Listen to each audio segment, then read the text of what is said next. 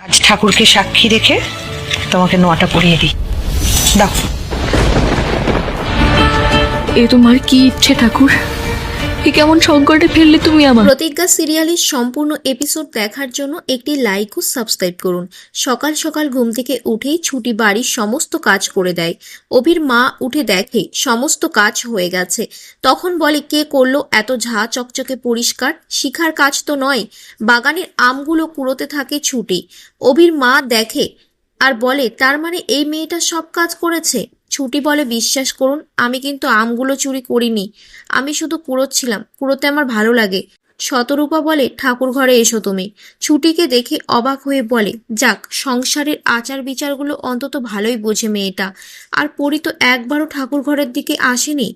শতরূপা ছুটিকে বলে, দেখি তোমার বা হাতটা, নোয়া পরাবো। স্বামীর মঙ্গলের জন্য এটা পরানো দরকার।